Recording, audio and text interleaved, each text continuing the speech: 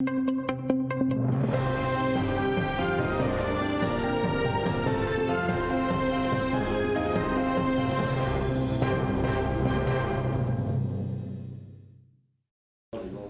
дипломатичний хист і захист прав людини лідер кримсько-татарського народу Мустафа Джемілєв нагороджений медаллю від Міністерства закордонних справ Чехії. З цієї нагоди в Київському офісі Меджлісу приймали посла Чехії в Україні Радика Матулу. Згадували, як чехи та кримські татари боролися за свої права під тиском комуністів, а також обговорили сучасні проблеми та репресії проти кримських татар в окупованому Криму. Мустафа Джемілєв шанований в народі Чехії, каже посол Радик Матула. Там пам'ятають його виступи проти комуністичної диктатури та злочинної радянської окупації 1968 року. Відтак, каже посол, це медаль вдячності від всього чеського народу.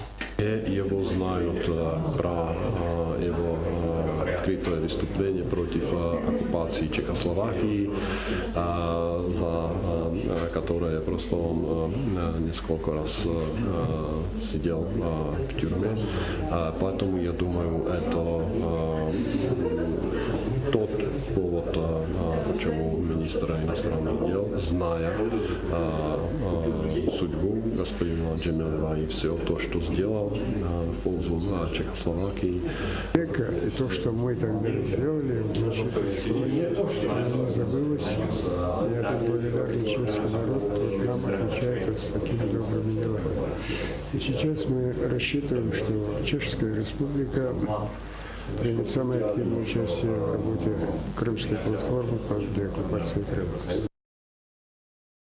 Жовто-блакитний та з золотою тамгою прапори знов замайорять на адмінмежі з тимчасово окупованим Кримом. З нагоди Дня кримського спротиву російській окупації в Генічеському районі Херсонщини в п'ятницю відбудеться автопробіг. Збір автівок о 9:30 ранку біля будинку культури в Новоолексіївці. Потім автоколона вирушить до КПВВ «Чонгар». Об 11:00 ранку відбудеться церемонія підняття державного прапора України та кримсько-татарського національного стяга.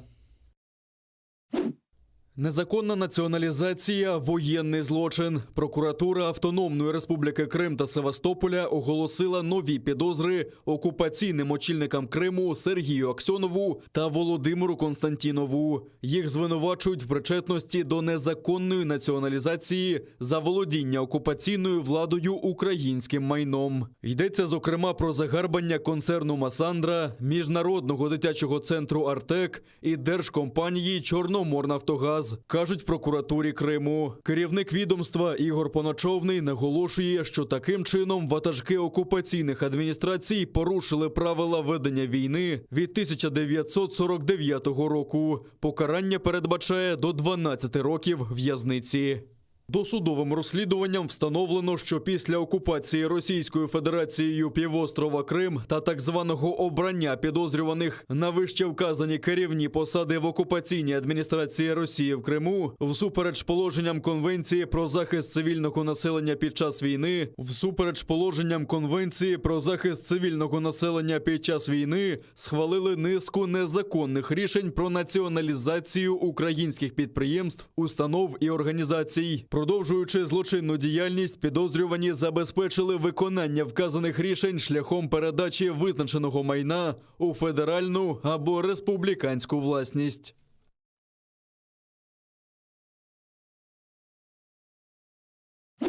Ворог 6 разів порушував тишу. 2 українських воїнів поранено на Східному фронті. Поблизу Чармалика на Донеччині бойовик окупаційних військ хотів проникнути на українські позиції. Кинувся з ножем на бійця Об'єднаних сил і отримав відповідь зі штатної зброї. Під час затримання бойовик встиг поранити обличчя нашого воїна. Бійцю надано першу допомогу, його життю нічого не загрожує. Поблизу Південного та Талаківки ворог відкривав вогонь зі стрілецької зброї. Кульове поранення дістав військовий Об'єднаних сил.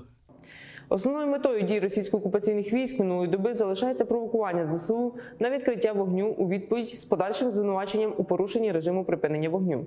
У двох випадках противник обстрілював позиції українських підрозділів одночасно із запитом на тишу, начебто через обстріл з боку наших воїнів. Крім того, в одному випадку зафіксовано хибний запит на тишу з боку збройних формувань Російської Федерації, що свідчить про широке використання противником маніпуляцій та викривлення інформації для досягнення ним власних цілей.